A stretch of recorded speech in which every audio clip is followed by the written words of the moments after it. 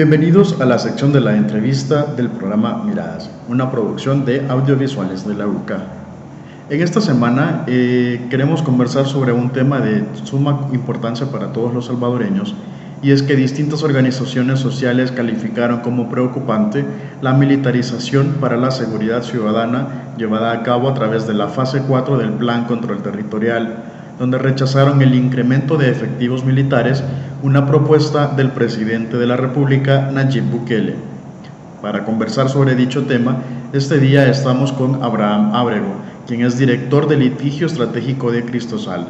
Y para iniciar, creando un poco de contexto, según el gobierno, el Plan Control Territorial se enfocaría en tres áreas: control de los centros penales, interrupción del financiamiento al crimen organizado y el fortalecimiento de los cuerpos de seguridad. Para iniciar, le preguntaría a Abraham si hemos visto el cumplimiento de dichas acciones en la actualidad. El problema es que se conoce poco del plan de control territorial. En esa línea, las acciones planteadas respecto de la labor del militar no vendrían a ser muy diferentes a las que han implementado anteriores gobiernos. Por ejemplo, el tema de la seguridad del entorno de los centros penales, que era una tarea que se le había puesto a los efectivos militares. El tema del crimen organizado, que también es un tema de seguridad pública. Entonces no me parece que sea muy diferente a las que se han hecho. Hay que decir que el tema de la seguridad pública excepcionalmente le podría corresponder a la Fuerza Armada, pero con autorización de la Asamblea Legislativa, quienes tienen que estar informadas sobre el uso de la Fuerza Armada para tareas de seguridad pública, pero incorporarle un plan que ya es más permanente me parece que es un poco salirse de la lógica constitucional que plantea que la policía es la que va a ver la seguridad pública y la Fuerza Armada solo excepcionalmente. En ese sentido, ¿en qué deben basarse las apuestas fundamentales para la seguridad ciudadana? Creo que efectivamente el tema del control territorial es una problemática que debe abordarse, pero una problemática creo que integral. En esa línea, el tema de la reinserción y readaptación de los pandilleros, una estrategia principal en el control territorial. El control territorial también supone volver a retomar los servicios del Estado en las localidades donde el Estado ha perdido el control. En ese sentido, activar los servicios del Estado en los territorios.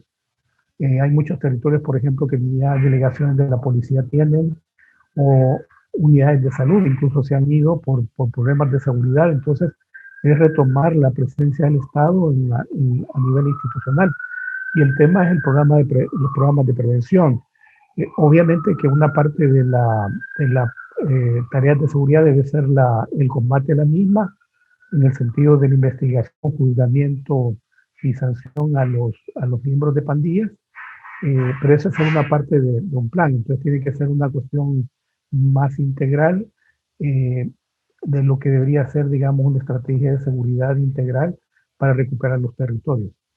¿Quiénes son entonces los que deben estar al frente de la seguridad ciudadana y por qué? Debe estar dirigida, conducida por civiles, por eso se rechaza el tema de la presencia militar en tareas de seguridad pública.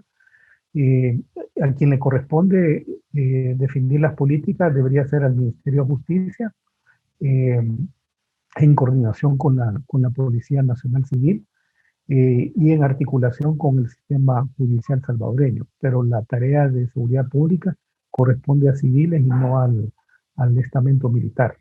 ¿Qué estrategias deberían de seguirse para mejorar los índices de seguridad en El Salvador?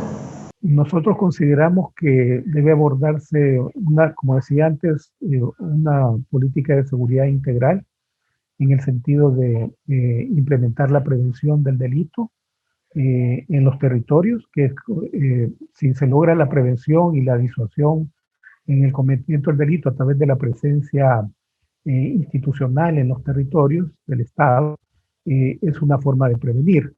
Y el otro tema es que cuando ya ocurran los delitos y haya esta cuestión de ataques a la población, lo que tiene que ser es la persecución del delito y esa tiene que ser efectiva.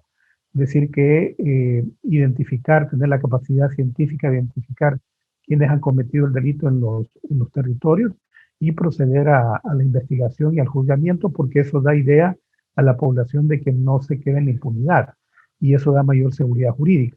Y por el otro lado, la otra integral es que frente al delincuente la política debería ser, sobre todo en caso de pandillas y de pandilleros o de jóvenes que pueden estar en riesgo de formar pandillas, una política de reinserción y de rehabilitación, de tal manera que el tema de juzgamiento y sanción no se vuelva un ciclo vicioso en el sentido de que se les mandan a la cárcel, salen, luego preparan a otros y nunca se sale del ciclo de violencia. Entonces el tema de la reinserción y rehabilitación es un tema fundamental para ir como previniendo el tema del crecimiento de las pandillas. Para las personas que nos están sintonizando, quizás puede ser de su desconocimiento y es porque tenemos dos tipos de elementos de seguridad. Es decir, tenemos por un lado los efectivos militares, los agentes militares, y por otro los agentes de la Policía Nacional Civil. ¿Cuál es la diferencia o cuáles son sus responsabilidades en cuanto a garantizar la seguridad dentro de El Salvador a sus ciudadanos? Sí, hay que recordar históricamente que El Salvador vivió eh, antes de los acuerdos de paz eh, una confusión entre el tema de la seguridad nacional, que es la seguridad del territorio, en cuanto a evitar la invasión de países externos, con respecto a la seguridad pública, que era la seguridad interna, o sea, la protección de los ciudadanos en el territorio nacional. Antes de los acuerdos de paz, las instituciones militares y algunas paramilitares como la Guardia Nacional o la Policía de Hacienda eh, confundían el tema de la seguridad pública con la seguridad nacional. Un logro de los acuerdos de paz es que se estableció la división del mandato en el sentido que la Fuerza Armada le compete la seguridad nacional, que es la protección del territorio, y a la Policía Nacional Civil la protección interna, la seguridad pública. Por lo tanto, esa es la diferencia, ¿verdad? Mientras le competiría a autoridades civiles y a la Policía Nacional, que después de los acuerdos de paz tiene un carácter civil, el tema de la seguridad interna. Por el contrario, la Fuerza Armada le compete tareas de seguridad nacional. Entonces, por eso señalamos que no es positivo que se vuelva permanente la intervención de la Fuerza Armada en tareas de seguridad pública, porque violenta, digamos, estos acuerdos de paz que se expresaron luego en una reforma a la Constitución. Es importante que no olvidemos este punto y es sobre el tema de la importancia de la prevención de la violencia o del delito. ¿Podría comentarnos o explicarnos un poco más, ya que es una de las recomendaciones que ustedes como organizaciones en conjunto hacen hacia el Ejecutivo para eliminar la delincuencia o las acciones delincuenciales en El Salvador?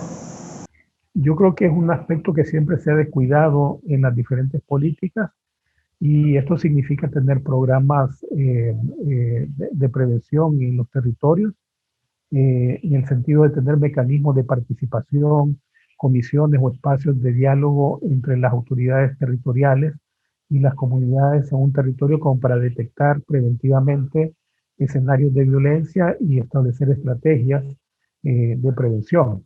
Eso creo que es parte de una política nacional que debería llegar a los territorios y es una tarea importante que se debe llevar día a día, en el sentido de que cuando se identifican en territorios amenazas o riesgos de violencia o de intervención de pandillas, por ejemplo, debe actuarse antes de que el problema ya esté avanzado, de tal manera que se eduque también a la población y a las comunidades a prevenir la violencia.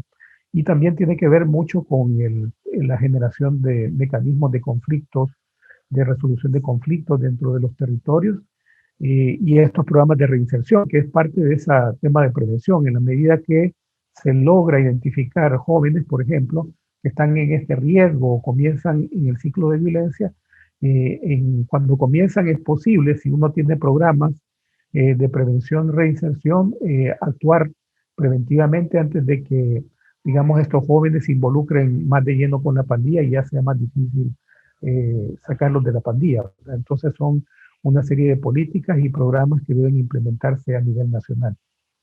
En ese sentido, y me gustaría retomar uno de los primeros elementos que usted mencionaba al inicio de esta conversación, y es sobre, se conoce en qué consiste realmente el Plan Control Territorial y cuál ha sido la valoración como institución a dicha estrategia de seguridad, si ha servido o no para garantizar seguridad a la población. Lamentablemente no conocemos el contenido del Plan Control Territorial porque nunca se ha divulgado. Solo se han dado a conocer supuestamente las fases que tienen este plan, pero si uno ve en el territorio, en la práctica, eh, probablemente se ha dado en alguna expresión de este plan, sobre todo que hemos visto expresión de una estrategia de disuasión, ¿verdad? Llevar a los militares, a los policías, a los territorios como para disuadir, eh, y algunos pequeños pilotos que han hecho en algunos municipios, eh, pero que venían de políticas anteriores, ¿verdad? Hay que recordar que la política de seguridad viene del 2010 y ya comprendía, por ejemplo, los consejos de prevención de la violencia y el trabajo territorial, digamos, para tratar. Entonces, el gobierno actual le llama a eso plan de control territorial, pero en la práctica no hemos visto programas realmente de prevención, ni hemos visto programas de reinserción. Entonces, mi valoración es que hay mucha publicidad en el manejo del tema, poco trabajo de contenido y por otro lado mucha improvisación, es decir, que se improvisa mucho con este tema del plan de control territorial.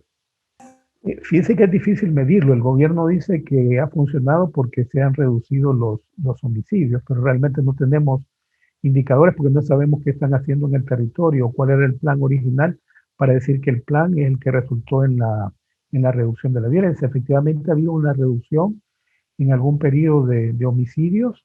Lo único que esto no se puede decir como que sea científicamente resultado de la implementación del plan. Hay otros elementos como por ejemplo el tema de las desapariciones que puede ser un factor de que se muestre una reducción de homicidios, pero en general nos parece que el tema de violencia todavía no es abordado. Entonces, no podemos decir con exactitud porque no conocemos el plan, no hay indicadores y no se pueden establecer sistemas de medición.